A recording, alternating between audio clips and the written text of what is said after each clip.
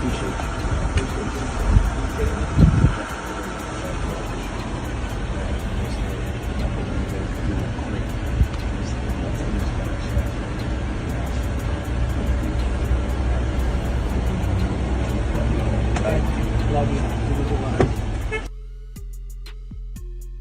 this real life? I feel crazy. The world is spinning around me. What's happening? You have 4 eyes. I have 2 fingers. No one has to lose sleep over whether Diddy will ever try to retaliate against me. I put in place 3 safeguards that guarantee he can never touch me or anyone in my family. To start with, I made direct contact with the lawyers representing the victims. The main factor keeping him locked up is a series of hidden lawsuits operating quietly in the background. I supplied financial support for legal action to 7 individuals who had stayed quiet for many years and secured the services of the nation's leading criminal defense experts for them. Next, I systematically acquired control over every business opportunity he had waiting after a possible release. I began preparing for this 2 years ahead of time. By the moment he received his sentence and still clung to the idea of freedom, all those prospective collaborators had already walked away from him. Finally, it's not simply that I possess proof. I maintain multiple secure copies. What exists now is a vast network of dangers that lay dormant for 2 decades. I exposed every hidden detail from the past 3 decades, complete with accounts directly from those harmed. My team conducted interviews with more than 12 individuals he deceived, intimidated, or assaulted.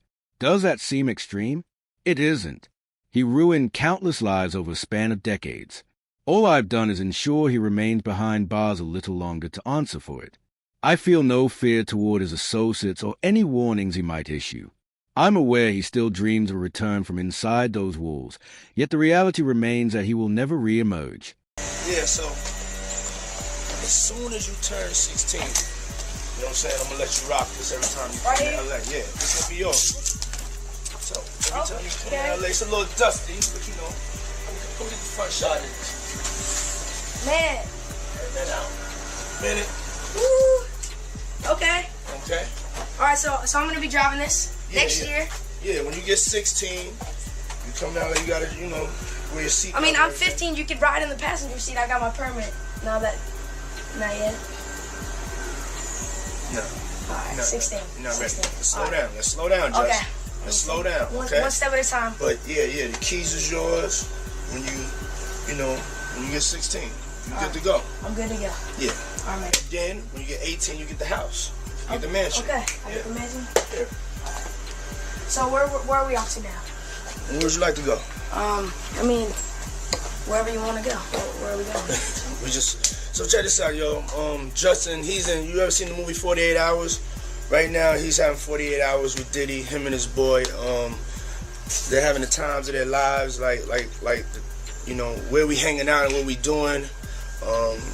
We can't really disclose, but it's definitely a 15-year-old's dream. You know, I have been given custody of him. You know, he signed to Usher. I'm signed to Usher. I had legal guardianship of Usher when you know he did his first album. I did Usher's first album.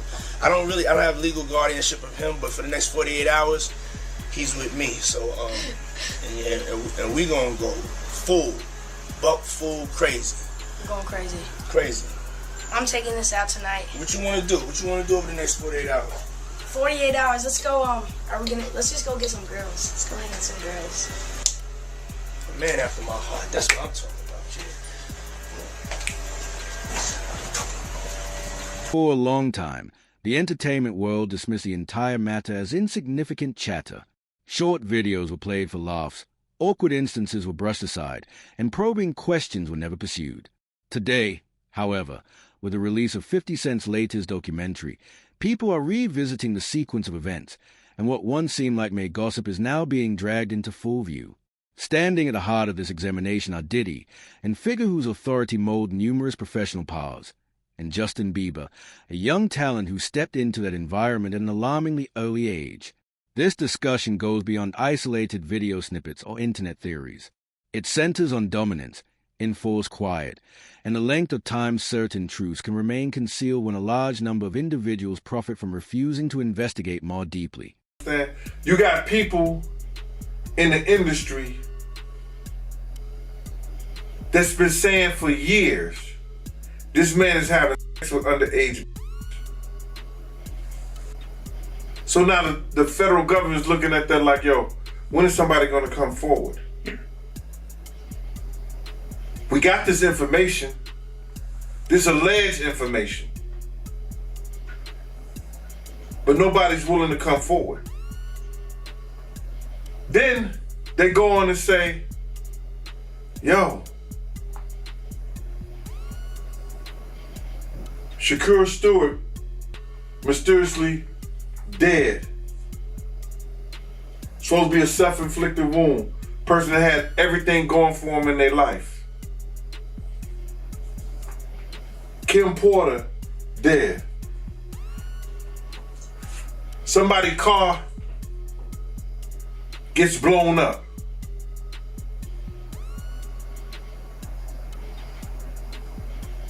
This guy is walking around threatening other actors, people. Somebody got to get involved in it. If it ain't the state, let it be the feds. Somebody got to stop him. He lucky that God given him the opportunity to be stopped while he's alive, then have to go to hell and face that shit. He got a chance to repent now, change his life.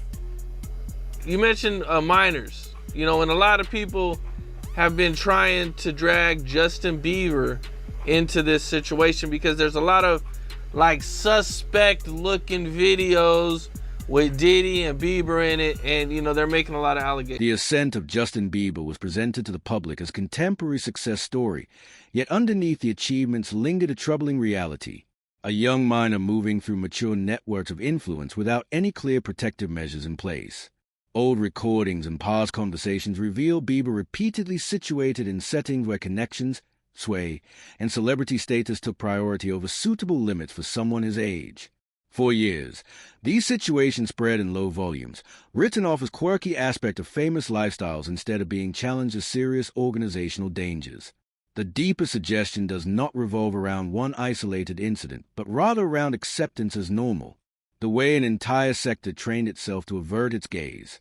When youthful years are exchanged for entry into elite circles, who bears responsibility for the resulting price? Diddy bought his son a Bentley. Maybe, he could buy you one also. Got me a Lamborghini. And Oh, that's nice. I haven't gotten it yet, though. Yeah, I know. Yeah, I know. When is that coming, that Lamborghini? We talked about this last He time. had the Lamborghini for a day or two, and he had access to the house. And he knows better than to be talking about the things that he does with Big Brother Puff on national television.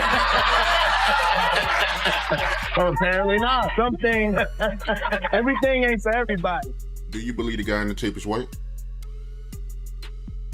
If he's bigger than Diddy, and he's not none of the names that I said, probably so. But then they say he was young too. Yeah, they say he was young. Let me get his name right. I hope it ain't the Bieber. I hope it's not the Bieber. That's a good one. It might be him. But if they saying that the guy is young and he's an A-lister, I can't think of that many black people, man. Right. Not at all. And somebody that more powerful, more of a celebrity than Diddy. You understand what I'm saying? If they were saying somebody that was more celebrity than Diddy, he was an A-lister, he was younger. You know what I'm saying? And if he's not black, it would have to be the Bieber. That's his name, Bieber? They said I got that wrong too. Justin Bieber, allegedly. I don't know, bro. Right. But when you heard the news that Diddy, he had a tape with another man, did that catch you by surprise or no? Well, all this shit is by surprise to me. A lot of this shit is by surprise to me, to be totally honest, man. Because I knew Puff. I knew Puff Daddy. 50 Cent has consistently portrayed himself as someone outside of Sean Diddy Combs' exclusive circle, asserting he knew things without ever taking part. His earlier remarks, long rejected as mere competition between rivals, are now reappearing under fresh light created by ongoing court cases and a broader societal reevaluation. This shift does not automatically confirm every statement he made, yet it alters how we interpret his motives. Alerts can surface well ahead of concrete evidence reaching the public. The resulting unease is significant. When pointed criticism originates from known opponents, it becomes far simpler to disregard. How many initial red flags disappear simply because the source carries its own complications. His reach went far beyond the music industry. He determined who entered key spaces where professional trajectories either soared or came to a halt. Justin Bieber's closeness to that level of control mirrored a broader industry mindset in which possibilities were channeled through dominant figures rather than open, fair processes. I knew Diddy before he was Love and Brother Love and back to Diddy. So, no, but the diddler, he's the diddler now. A lot of it's surprising, but it's not unheard of. Because you hear of all kinds of shit, and whether it registered with you or you internalize it or something like that, that's a whole nother story. But a lot of this stuff is crazy. But this is the world that we live in now, man. That these individuals thinks is all right. Bruh, when does it comes all right to be sitting there eating food off a naked woman? When did we start doing what they do? Let's keep it a buck. When did we start doing what they do? These guys is popping pills. They got Jay-Z dancing with a chick that's into... What worries those watching closely is not solely what may have occurred behind closed doors, but the complete lack of public supervision at a time when professional progress relied heavily on staying near powerful individuals. In that kind of arrangement, personal limits turn into something that can be bargained away. Who actually held the authority to decline advances, and what consequences did someone face for doing so? Might make you change your mind. Look at Lil Nas X. He fizzled out fast too. So would you say someone like Justin Bieber's a victim? I just seen he is reportedly selling his whole catalog because he's broke. Yeah. Yeah. And once he finishes getting that money, I don't understand why he's broke. He didn't have to be broke. Usher just wouldn't stop robbing him. Damn. I mean, Usher couldn't keep his hands out of his pocket. It's funny. He got him signed and turned over custody to Diddy. Boy was never the same, and neither was Usher's pockets, because Usher's been living off of Justin Bieber's money. He ain't been living off of his own. Because the truth is, Usher don't really make that kind of money.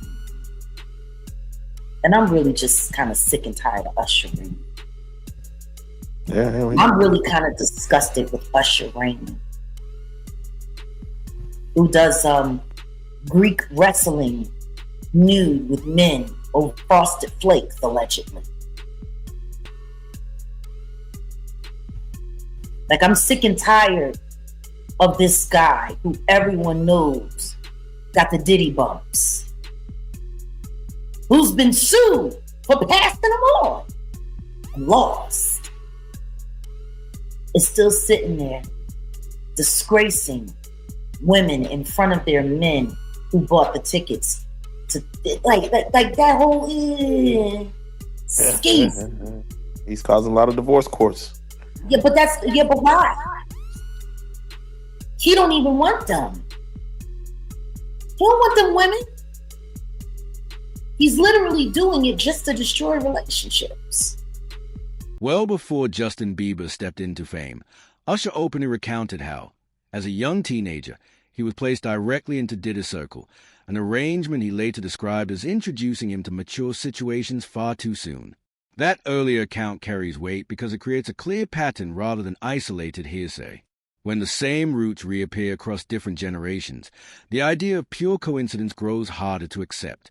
What emerges is evidence of ongoing practices within the system, with confidence handed down without any meaningful change.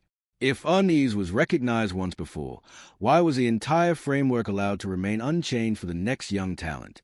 I watched a video of an interview of Justin Bieber, and he was talking about Billie Eilish. And he was like, he was almost in tears. He's like, I just want to protect her.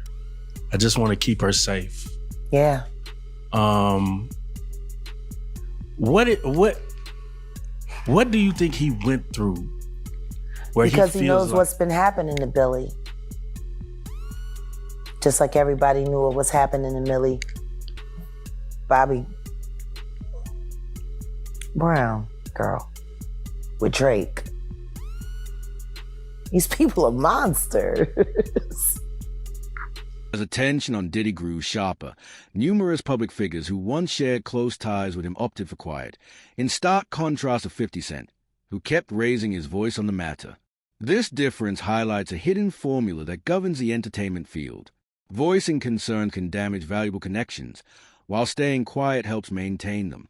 Devotion starts to look identical to protecting one's own interests. The deeper meaning does not point to simple fear but to careful strategy. A professional world where honesty must compete against the need to endure. When choosing not to speak becomes a most secure path, can genuine responsibility still find room to exist? Jermaine Dupri said something interesting. Mm-hmm. He said the reason that R&B isn't as powerful as it is anymore is because children are going to church. Yeah. What is it about the transfer from the spiritual to the secular that would... do you believe that's what made R&B so powerful? Understand this. Rhythm and blues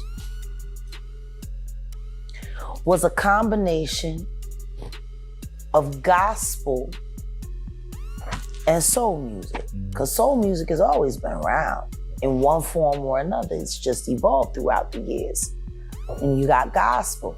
Rhythm and blues, that's what put that together. That's why they made such a big stink about the Ray Charles incorporating gospel sounds into secular music. Because they wanted people to separate the two. This is demon, this is good. The truth is none of that's real. Right. There is no bad, there is no good. There is what is and there is what is not. And that's sad. But when you take the spirit that comes... Justin Bieber has not once made a public claim accusing Diddy of any illegal behavior, yet his later comments about struggling with severe anxiety, feeling powerless, and suffering emotional breakdowns create a personal history that challenges straightforward interpretations. He is described feeling completely overrun at a young age, encircled by grown-ups pursuing their own agendas, and lacking any real means to shield himself. Testified against Diddy to the grand jury and had to give up 8 videotapes to the feds that contained celebrities in these freak-offs with Diddy, is now listing some of the names that he saw on these tapes. And this man said that he got these tapes from a very close friend of Kim Porter's, and these were Kim Porter's tapes that she was going to use against Diddy.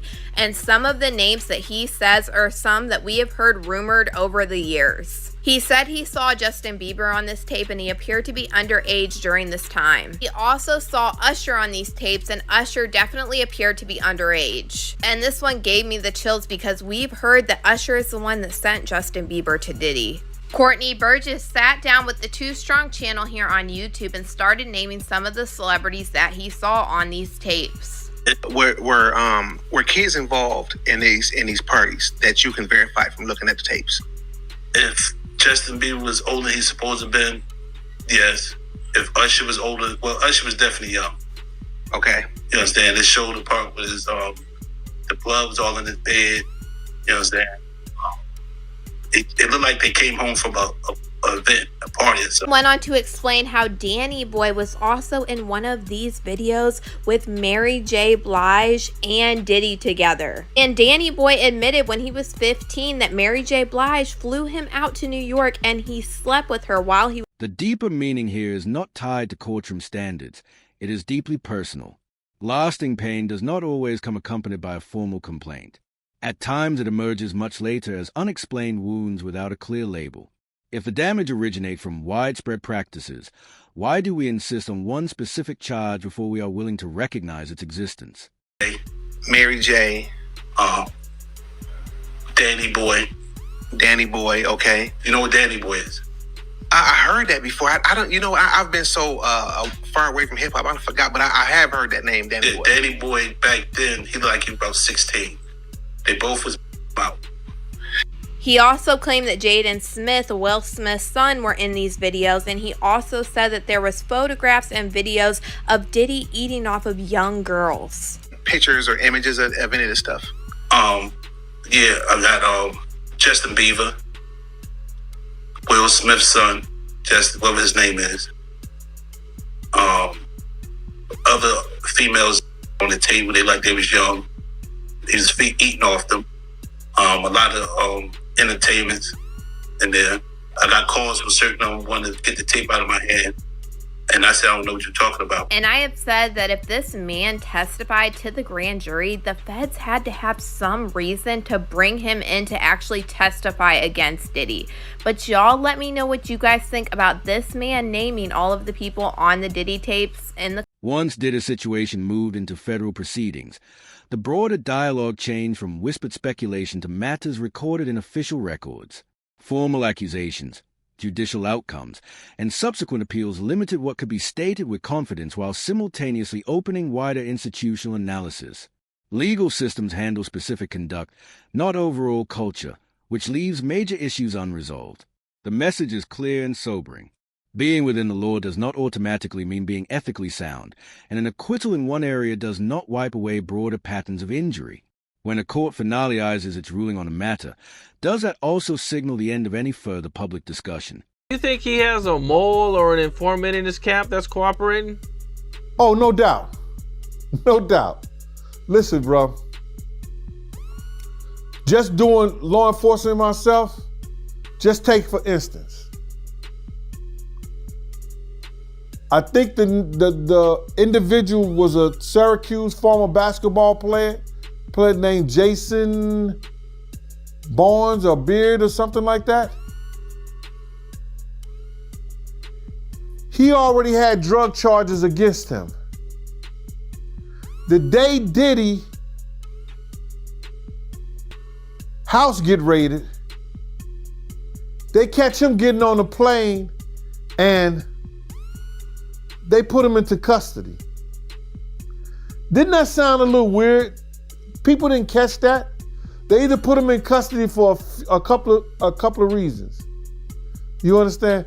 One, to make a witness out of him, or to safeguard him and protect him for anything that could happen to him, because they had already stated, allegedly, that he was some kind of mule for the people over there at Diddy's house. So now, with that information, that he was already known by the government for drug charges, wouldn't that be an individual that you use? I'm gonna give you something different. And I'm gonna give you something else that people don't even think. On the other day, I seen on the video that Puff had ran into Justin Bieber. They met up and he started tapping him as if he was searching him and see if he had some kind of device on. Did you see that? Yep. Check this out. What if the federal government have already talked to Justin Bieber? And Diddy did that on tape. That means in his mind, he think this person may be a witness. The overlapping piles of 50 Cent, Diddy, and Justin Bieber uncover a broader reality about how fame operates. Authority tends to gather at the top, while danger is pushed toward those lower down, and true reckoning arrives only after everything else. Young energy is sold as genuine appeal, close connections are described as guidance, and keeping quiet is praised as mature conduct. This account does not offer absolute conclusions. Instead, it describes recurring circumstances. If identical dynamics continue to generate harm, when does the overall framework itself deserve to become the focus of serious scrutiny?